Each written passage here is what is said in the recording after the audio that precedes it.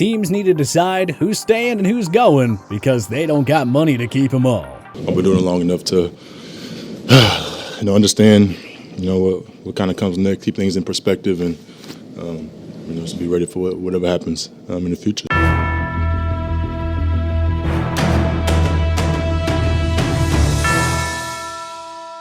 It's time for all 32 general managers to make several tough decisions, which means cutting ties with some productive, well-respected veteran players for various reasons. Here's a dive into one player that every NFL team needs to move on from this offseason. Arizona Cardinals. AJ Green. The 7-time Pro Bowler had a solid but not great 2021 season in Arizona. With DeAndre Hopkins out for 7 games, Green failed to step up as a capable number 2 receiver in the desert. His production was up and down all year, and Green reminded us that he's simply not the same game changer anymore. Arizona needs to upgrade the offense around Kyler Murray, and that starts with getting younger and faster at wideout. Atlanta Falcons. Hayden Hurst. His first season in Atlanta was fairly productive, but Hurst predictably saw a lesser role in the 2021 season following the arrival of fellow tight end Kyle Pitts. You're Darryl Strawberry. Yes. You play right field. Yes. I play right field too. So? Well, are you better than me? Well, I never met you, but yes. The starting job belongs to Pitts now, so they don't need to spend cap space to retain Hurst as a depth piece. This team has holes all over the roster. Their money is better spent on the offensive line or pass rush, rather than a backup tight end. The Baltimore Ravens. Sammy Watkins. The Ravens gave the speedy wideout a 1-year deal last year. In return, they got the least productive season of Watkins' career. The 2014 first-round pick caught just 27 passes for 394 yards and 1 touchdown. These were career lows across the board. Baltimore has an easy decision to move on and find a new wideout on the open market. Buffalo Bills. Emmanuel Sanders. The Bills signed Sanders during the 2021 offseason with the hope that he'd fill in as their number 2 receiver. But when it was all said and done, you could argue he ended up being nothing more than their 4th or 5th best option. Buffalo already has a nice set of weapons in Diggs, Dawson, Knox, and Gabriel Davis. They don't need to commit precious dollars to a past his prime wideout. The smart bet is to find a younger and cheaper option to step up as the new number 2 option in Buffalo. Carolina Panthers. Stephon Gilmore. Gilmore wasn't a bust by any means in Carolina, but he didn't really move the needle on the defensive side of the ball either. It makes no sense for a young, rebuilding team to commit long-term to a 32-year-old defensive back at this point. The Panthers have enough young cornerstone pieces on defense, namely Jeremy Chin, J.C. Horn, Derek Brown, and Brian Burns. They should let Gilmore walk and spend the money on the offensive side of the ball. Chicago Bears. Allen Robinson. Robinson had a very disappointing final season in Chicago, and Darnell Mooney stepped up as the Bears' new top wideout. At this point, there's no incentive for them to commit to Robinson long-term. The free agent market and 2022 draft class are both stacked with wideouts. The Bears are better off finding new receivers via those avenues as opposed to re-upping Robinson for a 4th year. Cleveland Browns. Rashard Higgins. Higgins flashed promise in 2018 and 2020 when he surpassed the 500-yard receiving marks. But his production has been so up and down in Cleveland, and the Browns are in desperate need of a reset at the wideout position. Baker Mayfield just hasn't cut it with this group of pass catchers. The Browns need to bring in a couple of new faces at receiver, and it can open up room by letting Higgins walk to free agency. The Cincinnati Bengals.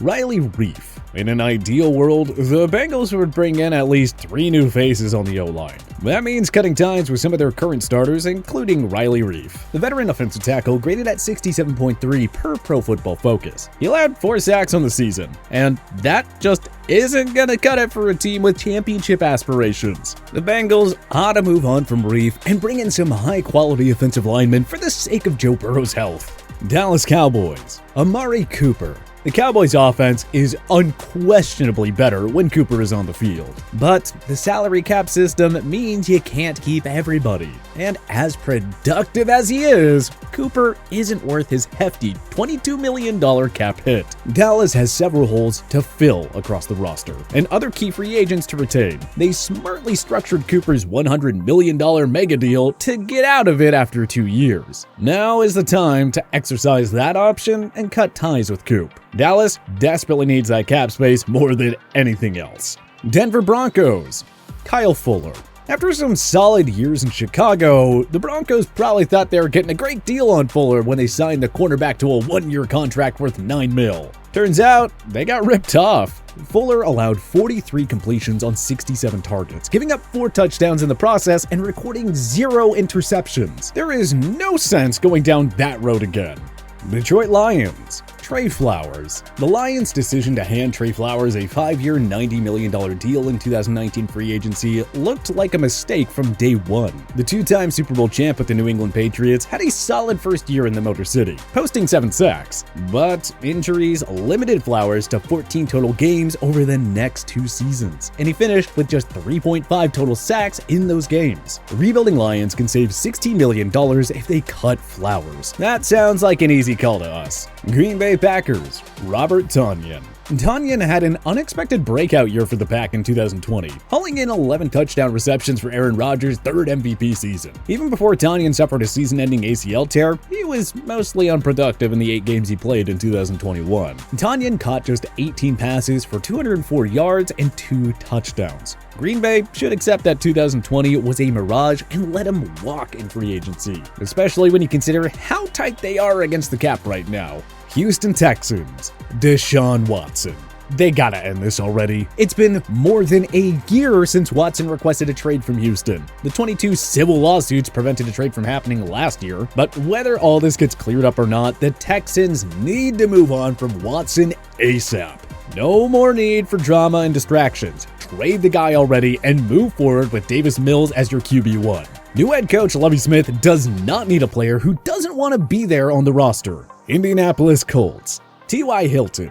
T.Y. Hilton will probably go down as a top 5 wideout in Colts history, but it's time to put an end to this very successful partnership. T.Y.'s last 1,000-yard season was all the way back in 2018, and in the 3 seasons since, he's put up 501, 762, and 331 yards.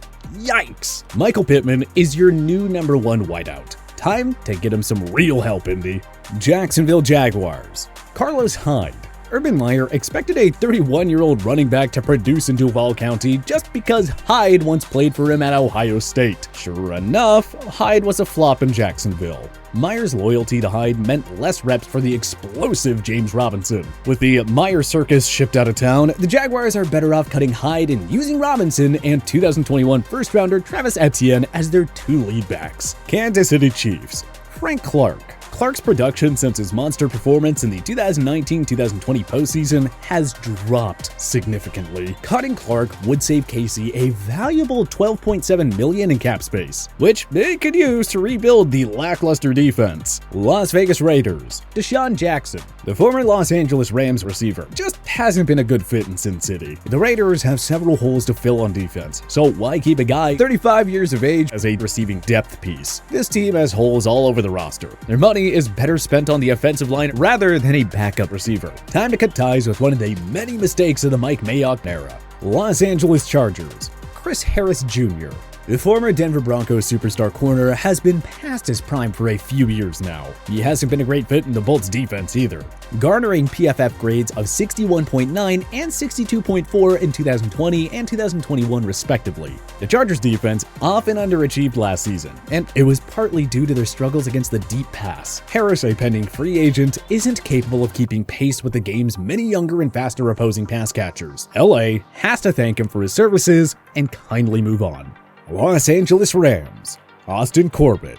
The Rams' all-in approach paid off with a Super Bowl 56 championship. Now comes the hard part that plagues every previous Super Bowl champion: maneuvering out of a very tough cap situation. The Rams lack a cap space will mean they can't retain most of their key pending free agents. If there's one that they should feel the most comfortable about moving on from, it's veteran guard Austin Corbett. He was decent last season, earning a PFF grade of 68.8 by allowing 3 sacks while taking 2 penalties on the year. But he's simply a replaceable level player, and the Rams can save so much money by replacing him with a cheaper option.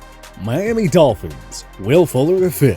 The speedy receiver was limited to just 2 games last season because of injuries. Fuller has struggled to stay healthy throughout his career, having yet to play 16 games in a season. Furthermore, he has only played more than 11 games in a season just once. Miami needs to upgrade at receiver, but retaining Fuller isn't part of the solution. Making a big play for a wide receiver in the draft is the way to go.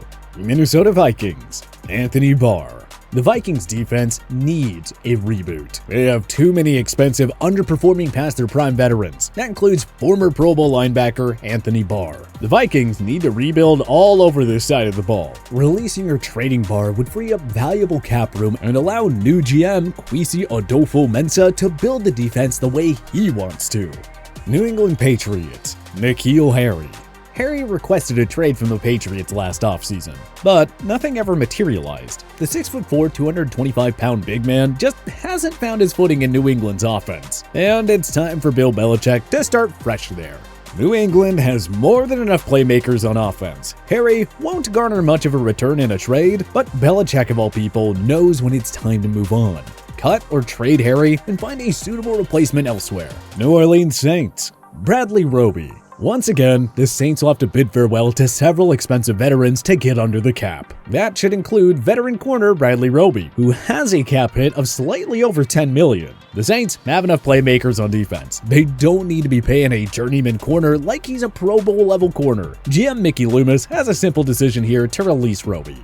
New York Giants, James Bradberry. The Giants' new regime inherits a roster full of albatross contracts. Expect several of them to be moved out. Releasing standout, albeit pricey corner James Bradberry would be a smart move. New York would save just over $12 million by doing so. That money would go a long way towards reshaping the other issues across their roster.